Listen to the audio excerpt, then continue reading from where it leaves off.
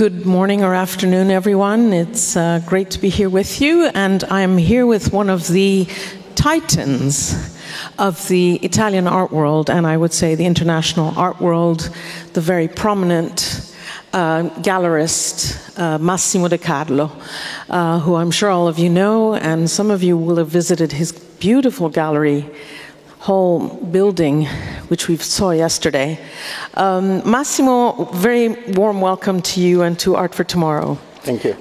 We only have 15 minutes, so I'm not going to be doing one of my little introductions. Instead, I would like to just... is your microphone working? Can we do... I don't know. Can you hear Massimo? Can you do... Massimo, buongiorno. Can you do... Buongiorno. Can you all hear Massimo? Okay. Okay. Great. So we are here in the city of Milan. As it happens, I lived in Italy in the early 2000s, so it's been a while. And I come back all the time. And when I used to come to Milan, I was living in Rome, the museum scene here, or the contemporary art scene, was not so developed. You were really one of the key players, and there were not many other players here at the time. And I think that in that space of time, we've seen the birth of these private art foundations, the Pirelli Hangar Bicocca, the Pirelli Art Space, which has dedicated itself to contemporary art. And then we've had the Fondazione Prada, and then there have been other foundations.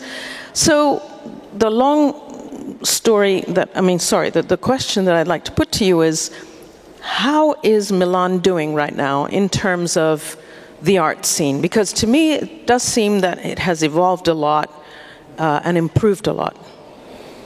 Well, Milan got a kind of focus on the city when Expo 2015 has been made. Occasionally, the Prada Foundation was set in the same year.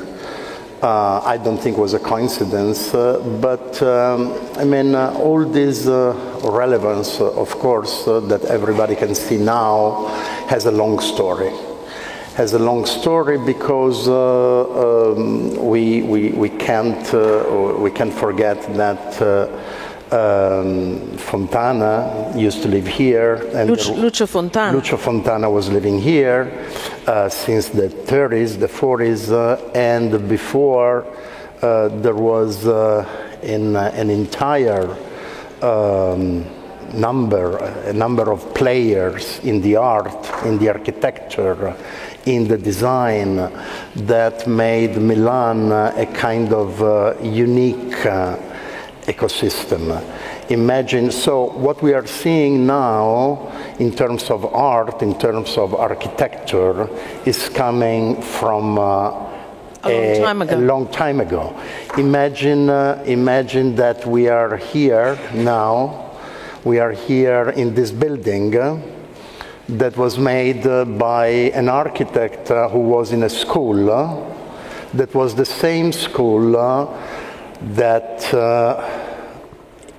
give us the president, which is the same school that gave the mother of the president, that was an esteemed designer, which is the same school that made my gallery and the building we were yesterday in Arengario, which is the Politecnico.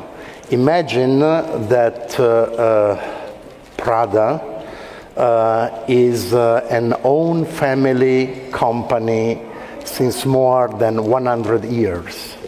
Just to understand that when we talk about art and we talk about culture, this is not casual. Of course not. This is coming from a tradition. Occasionally, this tradition has the chance to be seen by the world. Okay, got it. And this is one of these I understand. cases. It's a long-standing thing. Yeah. Art didn't just arrive in Milan. We, of course, know that.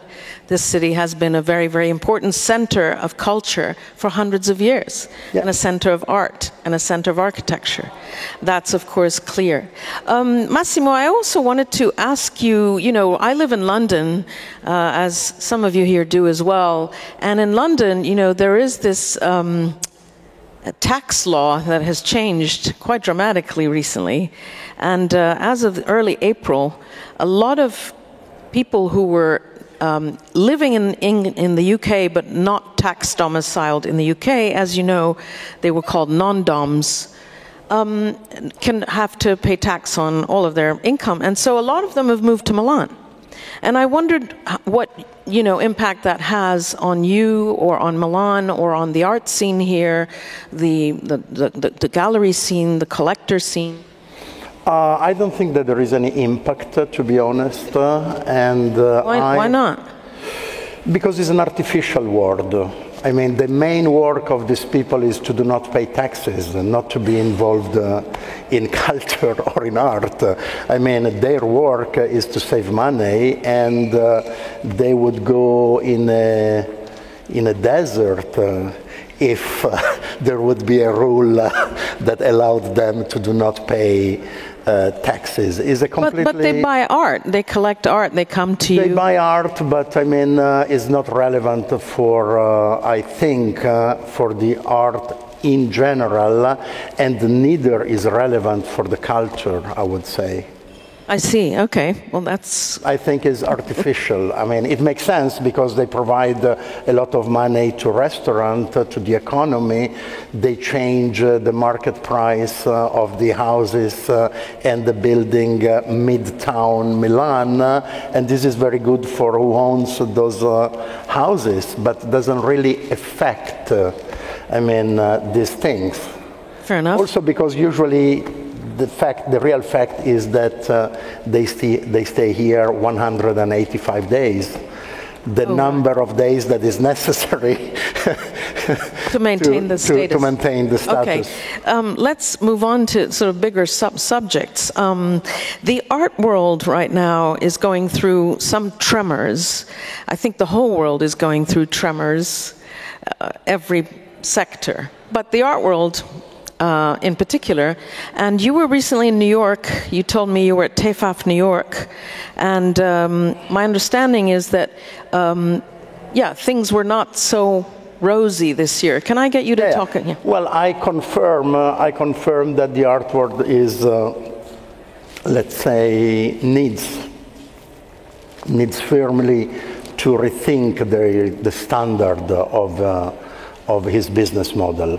It's a difficult a difficult moment, but I would say at the same time that too many times we consider culture like an oasis of good health, and I do not think that this is the right status to be in a cultural scene. I mean, the right status, what is culture needs, in order to be real culture, needs to be anxiety, needs to be research, needs to struggle in order to come to ideas. And so I think that this crisis will be very good for artists that sometimes are too let's say, happy to have an easy career. Yeah, but you were also... which was not true at all until 30, 40 years ago. That's true, but you're saying also that you have to change the business model on your side. You're one of the world's... Everybody needs to change the business model because we are all connected.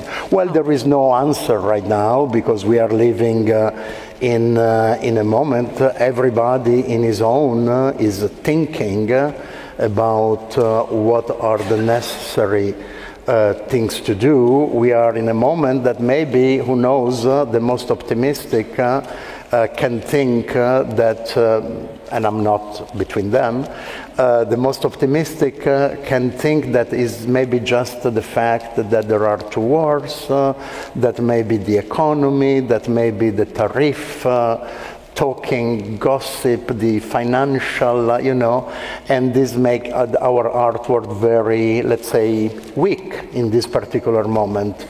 I'm thinking that is a good opportunity to reset relation between all the players in this business, which means museum, which means collector, artist, everybody. Yeah, and my understanding, speaking to a lot of gallerists off the record, is that the business is really, really tough right now. That the gallery business really is in a very, very major crisis, and it's not just a cyclical thing. Am I right? Yes and no. I would say that I can talk for my personal thing, but I think that we are more or less in the same position. I'm talking about my colleagues. The number of invoices in the last year increased. The average value is decreasing. Okay, so the problem is not that there is no request of artwork. There is an enormous request of artwork. The people, collector, wants to be involved in collecting and in buying artwork. The real problem of art, if I can extend a little bit your question, is that we accepted the entire art world, and I'm talking about curator, artist, the entire art system accepted a narration about art that is not our narration. It's very simple. I mean, in the 80s and in the 90s, more in the 90s than the 80s, the narration was made by finance, by economics. I mean, to buy art was a good deal, an investment. You had people buying art because they wanted to be part of the deal, let's say. And for people that is in the art world, this was never a truth, because we know exactly what we offer. We know exactly that we offer artwork that has risk, and the reason they have risk is because they are part of a culture. There is no culture if you don't accept the risk of failure. The only possibility that you have to build a real culture is, before to make building like this, you made buildings that doesn't work. Yeah, I hear you. So, we've only got this narration, which was the only narration that was told by auction houses, by colleagues, even by artists that were in the business, and they were every 3 months calling the dealer, and the gallery says, hey, why we don't add a 15% to our prices? This narration made their time. It was good because gave wealth to everybody, to culture, to business. But now the artist and the artwork needs to have a different narration. I hear you. Unfortunately, we have less than a minute left, but I'm going to go over by maybe a couple minutes, because I'd really like, if you'll allow me, Massimo, to ask you this last question, which I know you've been asked a lot, and you're probably sick of it, but I'm going to kind of change the question a little bit. I don't know if all of you are aware, but many years ago, Maurizio Cattelan, who was represented by Massimo De Carlo, took a lot of masking tape and taped Massimo to the wall. You can all go and look at the image, and poor Massimo spent hours taped to the wall, and it must have been painful, all kinds of things. And so now, Massimo, the only reason I bring that up, I wouldn't have brought it up, except that last fall, a banana that Cattelan, as you know, had taped to the wall in Art Basel Miami, came on the market. It wasn't the same banana, of course. And as you know, at auction, it sold for $6 million or so. And I just wanted to ask you, Massimo, from what you know of Maurizio and your knowledge of art history and everything, how do you rate the banana as an artwork? Okay. I think the banana is a very good artwork because it's coming from the tradition of the ready-made and is a specific, let's say, object, not the banana, but the tape itself. And there is a specific object that was related to the language of Maurizio when he taped me to the wall. I would say that this somehow it refers about what I was saying about the narration that was imposed. Because at the end, the thing is this. It's like the problem. Before was me, and then was the banana. Yeah. So we have a problem that is similar at the end to the chicken and the egg. Who's coming first? The history of art says that I came first. You did. Because it's there. But the market give more value to the banana. Yeah. And that's it.